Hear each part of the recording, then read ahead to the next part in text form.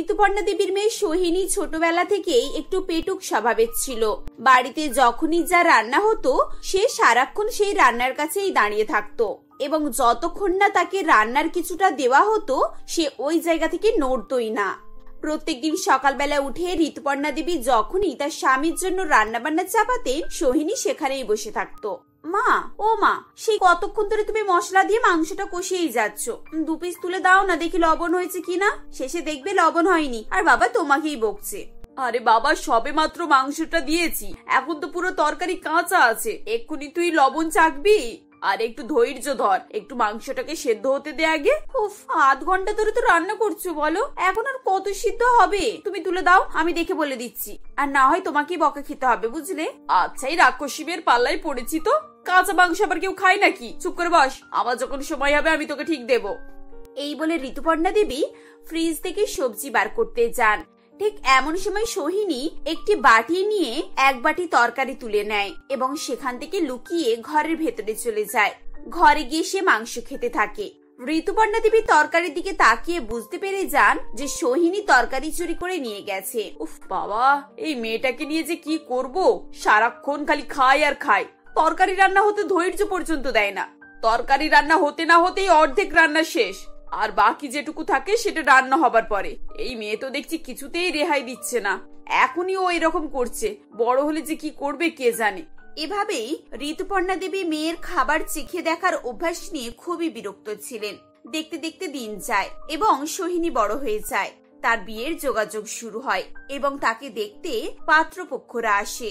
পাত্রের নাম প্রশান্ত, তার মা অন্নপূর্ণা দেবী এবং বোন রিম্পা ও হবু বৌদিকে দেখতে আসে।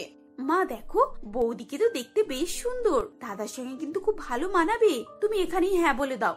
আরে বাবা দাঁড়া না, আগে মেয়েটাকে ভালো করে দেখি, যাচাই করি, তবে না হ্যাঁ বলবো। আচ্ছা মা, তুমি রান্না বান্না করতে পারো? মানে আমি তোমাকে এমন কিছু কঠিন রান্নার কথা জিজ্ঞাসা করছি না, এই ধরো বাড়িতে যা সব সাধারণ রান্না হয়, যেমন ডাল ভাত সবজি চচ্চড়ি, এসব মোটামুটি পারো তো? হ্যাঁ আন্টি, আমি সব ধরনের রান্না পারি, শুধু ডাল ভাত নয়, বিরিয়ানি, পোলাও, চাইনিজ, ইটালিয়ান সব রকম পারি। আসলে রান্না করাটা আমার হবি বলতে পারেন। ছোটবেলা থেকে মায়ের রান্না দেখে দেখে বড় হয়েছি তো, তারপর যখন থেকে জ্ঞান হয়েছে আমি নিজেই সবকিছু রান্না করার চেষ্টা করি, আর এভাবেই আমি রান্না বান্না শিখেছি। এ দেখুন না, আজকের এই সিঙ্গাড়া নিমকি এসব আমি নিজেই করেছি। আপনারা আসবেন বলে মা সকাল থেকে আমাকে এসব কাজেই লাগিয়ে রেখেছিলেন। ও তাই নাকি? এইসব খাবার দেখে তো মনে হচ্ছে দোকানের কেনা। তোমার হাতের রান্না তাহলে সত্যি খুব সুন্দর হবে। আর বলবেন না দিদি, মেয়েটা ছোটবেলা থেকেই রান্না বান্নার খুব শখ, দিনের বেশিরভাগ সময় ও রান্নাঘরেই কাটায়। পড়াশোনা ওই মোটামুটি আর কি, খুব একটা ভালো না বললেই চলবে। বেশ বেশ, রান্না পারলেই হলো। আমরা তো আর বৌমাকে দিয়ে স্কুলের মাস্টারি করাবো না, নিজেরাও টিউশন পড়বো না। বাড়ির বউ যদি রান্না বান্না ভালো পারে তাহলে আর কি চাই? আমরা তো এরকমই একটা বৌমা খুঁজছিলাম। এভাবেই প্রশ্ন করে যাচাই করে অন্নপূর্ণা দেবীর সোহিনীকে বেশ ভালোই পছন্দ হয়। সোহিনী এবং প্রশান্তের বিয়ের ডেট ফাইনাল হয়ে যায়। বিয়ের দিন সেজেগুজে সবাই কনের বাড়িতে উপস্থিত হয়। কিছুক্ষণ পর বর এবং বউ স্টেজে উঠে দাঁড়িয়েছিল।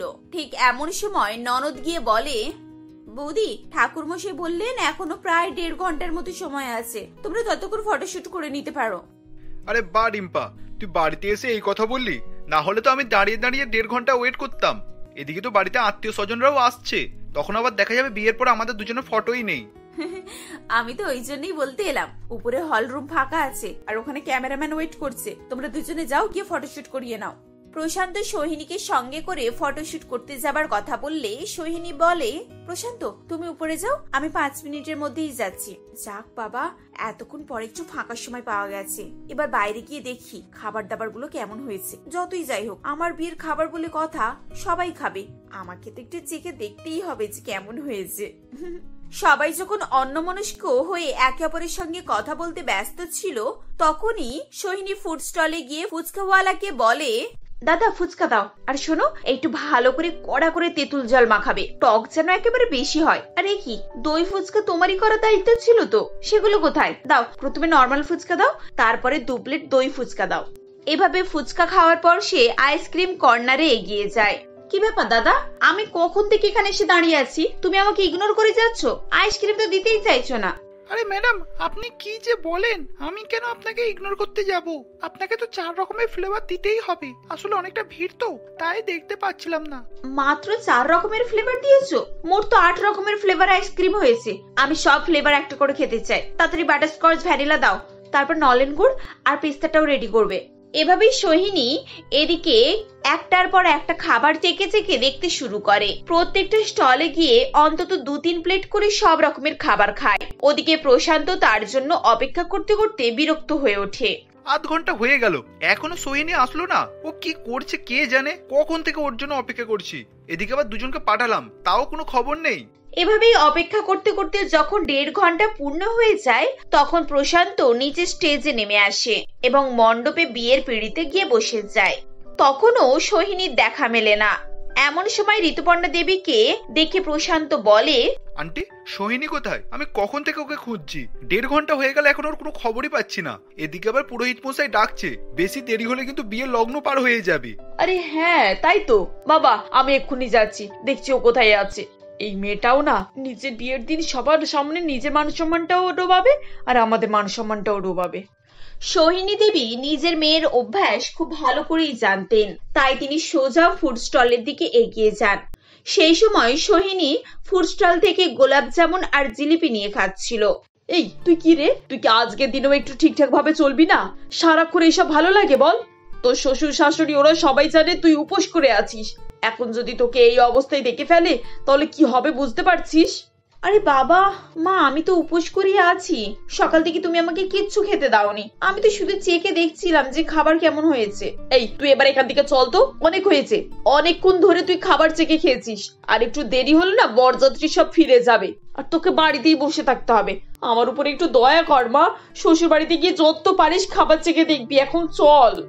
এভাবেই কোনো রকম বুঝিয়ে সুঝিয়ে তিনি সোহিনীকে বিয়ের পিঁড়িতে নিয়ে আসেন। এতক্ষণ পর বউকে আসতে দেখে অন্নপূর্ণা দেবী বলেন, বৌমা, এতক্ষণ ধরে তুমি কোথায় ছিলে? রিম্পা আমাকে বললো তুমি নাকি ফুড স্টলের কাছে ছিলে। আজ তো তোমার বিয়ে, আজকে দিনে তুমি খাবার স্টলে গিয়ে কি করছিলে শুনি? আরে আরে দিদি, আপনি ভুল করছেন। আসলে একটু আগে একজন এসে আমার মেয়েকে বলে দিল যে খাবার নাকি ভালো হয়নি, তাই বরযাত্রীর লোকেরা সবাই রাগ করছে। এসব শুনে ও ফুড স্টলে গিয়েছিল আর ক্যাটারারদেরকে বকাবকি করছিল। ও তো আপনাদের কথা চিন্তা করেই এসব করতে গিয়েছিল না। ও তাই নাকি? আচ্ছা আচ্ছা, আমি বুঝতে তাহলে ভুল করেছি। এসো, এবার বিয়ের সময় হয়ে গেছে, আর সময় নষ্ট করো না মা, তাড়াতাড়ি এসো। এভাবে ঋতুপর্ণা দেবী কোনো রকম পরিস্থিতি সামলে নেন এবং সোহিনী ও প্রশান্তের বিয়ে হয়ে যায়।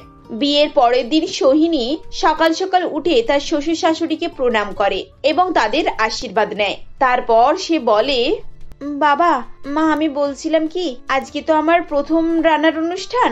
এমনিতেই আমি সব ধরনের রান্না করতে পারি। এখন আপনারা আমাকে বলে দিন আমাকে কি কি রান্না করতে হবে। সত্যি বৌমা, তুমি তো প্রথম দিনই আমাদের মন ভালো করে দিলে। বৌমারা এরকম প্রত্যেকদিন সকালবেলা উঠে খাবারের কথা জিজ্ঞাসা করলে কার না ভালো লাগে বলো? তুমি এক কাজ করো, দুপুরের জন্য ডাল ভাত সবজি আর একটা শাকের তরকারি করো, আর মাছের ঝাল করে নাও, আর জল খাবারে ওই লুচি ঘুগনি এইসব করে নাও। আরে বাহ বৌদি, তুমি তো সকাল সকাল সবার পছন্দের জলখাবার করছো। তাহলে প্লিজ আমার জন্য একটু পাস্তা করে দাও না, আমি পাস্তা খাবো। কোনো দরকার নেই বৌমা, যা হচ্ছে সবাই মিলে একই খাবার খাবে। আর তোর যদি পাস্তা খেতে ইচ্ছা হয় তাহলে তুই নিজে গিয়ে করে খা।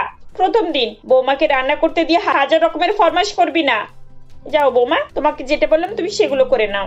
শাশুড়ির কথা শুনে সোহিনী রান্নাঘরে আসে এবং লুচি ঘুগনি রান্না শুরু করে। ঘুগনি তো রান্না হয়েই গেল, এবার একটু চেখে দেখি লবণ আর ঝাল ঠিকঠাক আছে কিনা।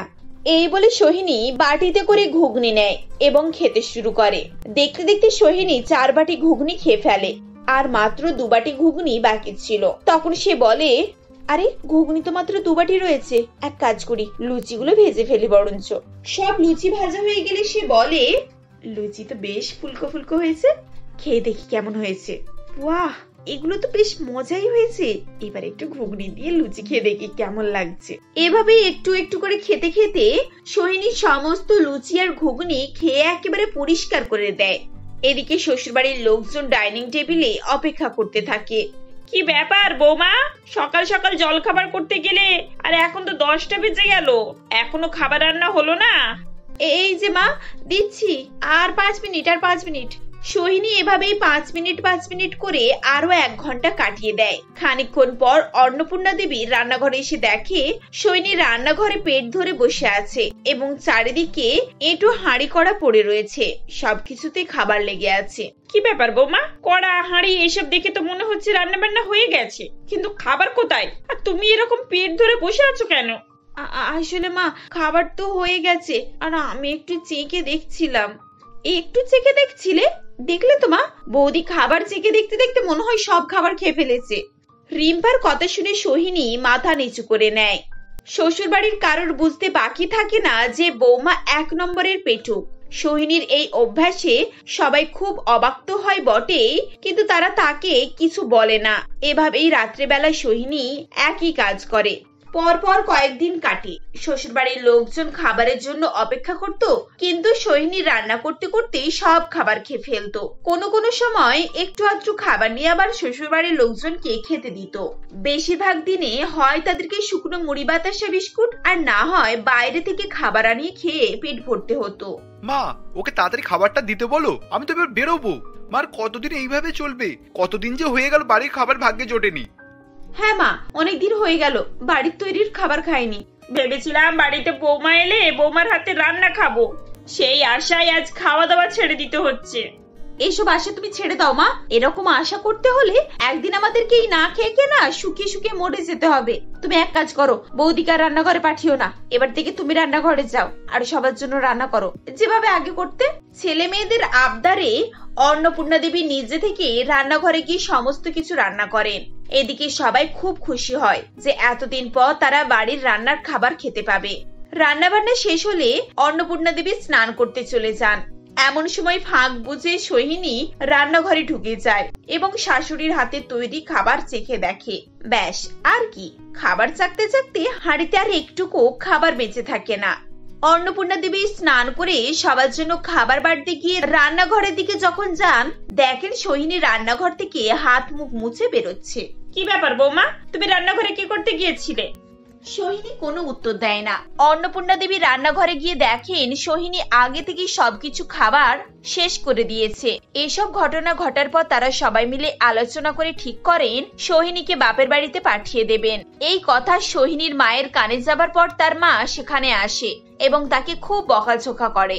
সবার কাছে যখন তার অপমান হয়, তখন সোহিনী নিজ কৃতকর্মের জন্য খুবই লজ্জিত হয় এবং নিজের ভুল শোধরানোর জন্য মনে মনে শপথ নেয়। তারপর থেকে সোহিনী ধীরে ধীরে অভ্যাস পরিবর্তন শুরু করে। সে খাবার আর চেখে দেখার চেষ্টাও করতো না। রান্না হয়ে গেলে আগে সবাইকে খাইয়ে দিয়ে তারপর নিজে খেতে বসতো।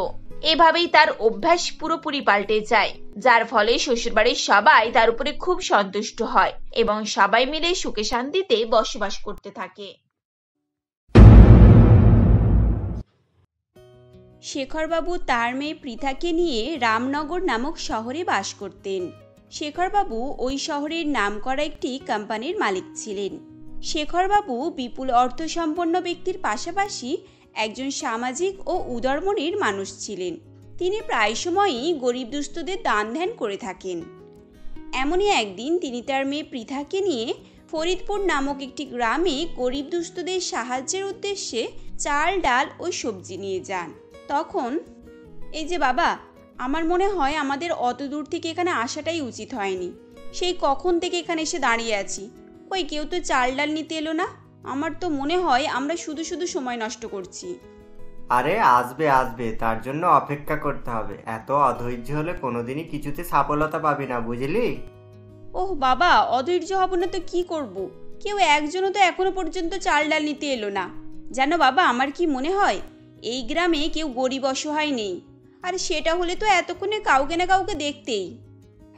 তোর হালকা বয়স, তুই এখন এসবের কিছুই বুঝবি না। তুই তোর বন্ধুদের সঙ্গে সারাদিন পার্টি করতেই ব্যস্ত থাকিস।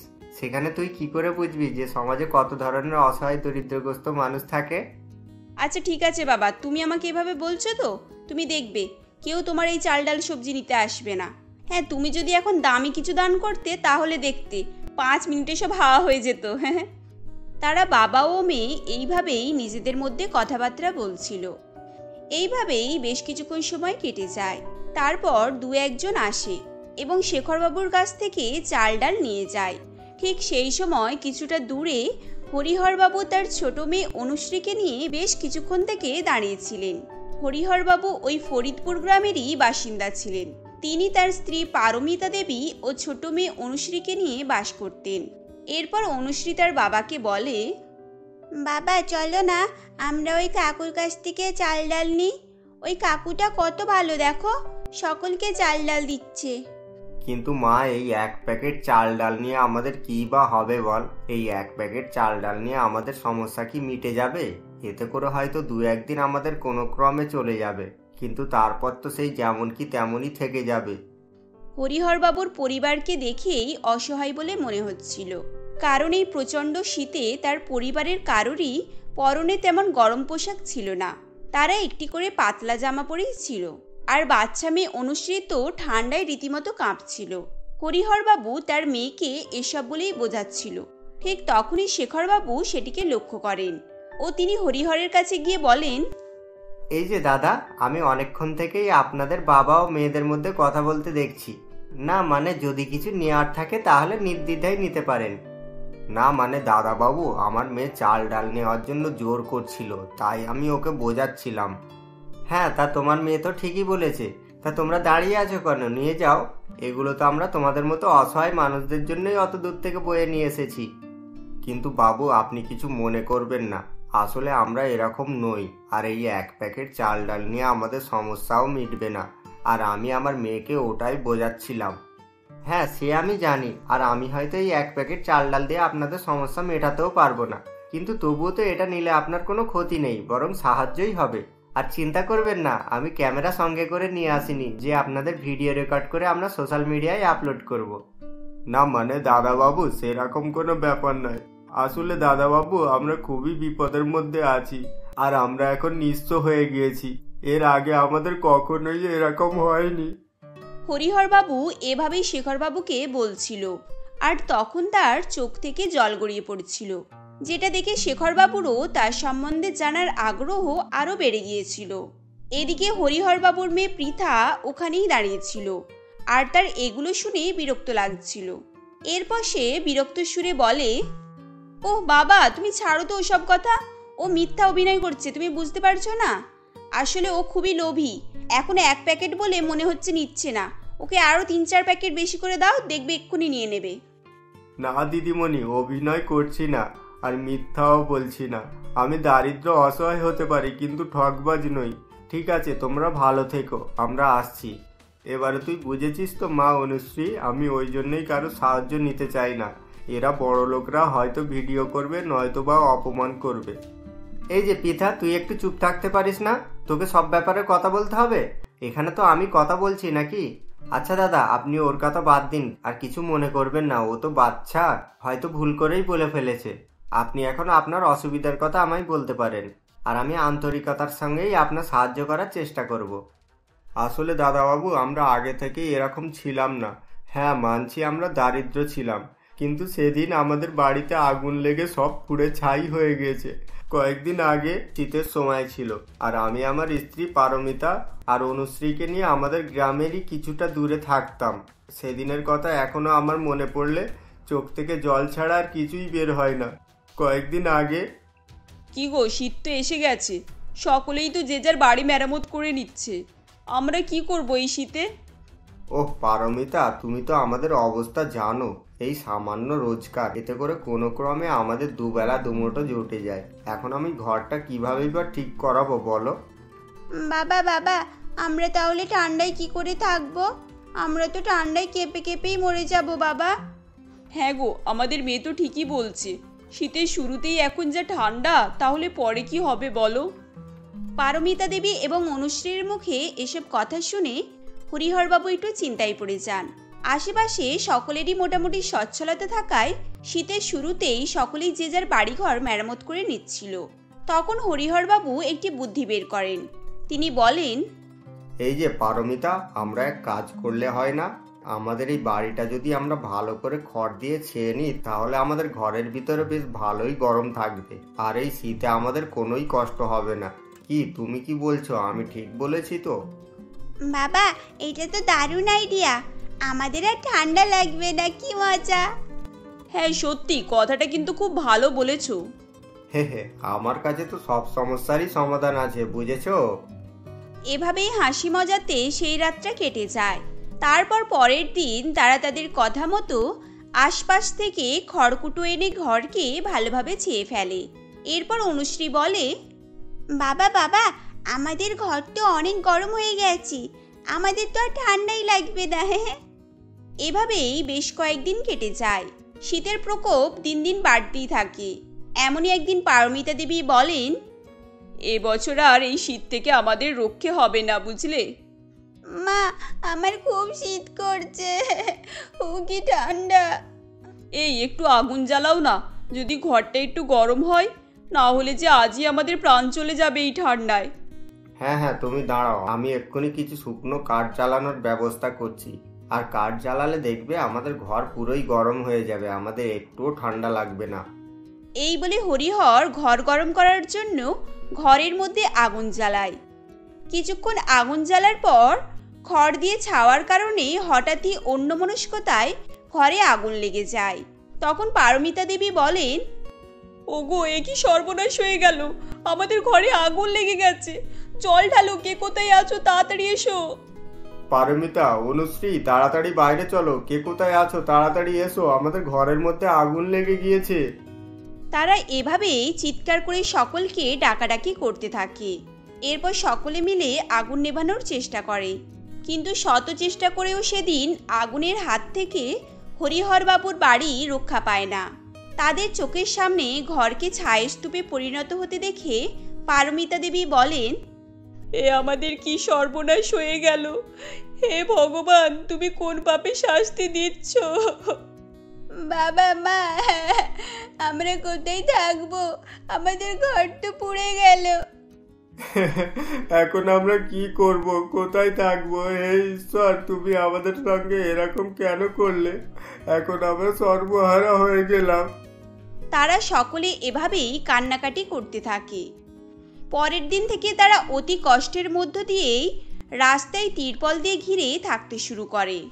দু একদিন এভাবেই কেটে যায়। তারপর শেখরবাবু চাল ডাল সবজি দিতে এলে, হ্যাঁ, তোমাদের সব কথাই বুঝলাম। তা তুমি এক কাজ করো, এই গাড়িতে যা চাল ডাল বেঁচে আছে তুমি সব কিছুই তোমার বাড়িতে নিয়ে যাও, এতে করে তোমারও কিছুটা হলেও উপকার হবে।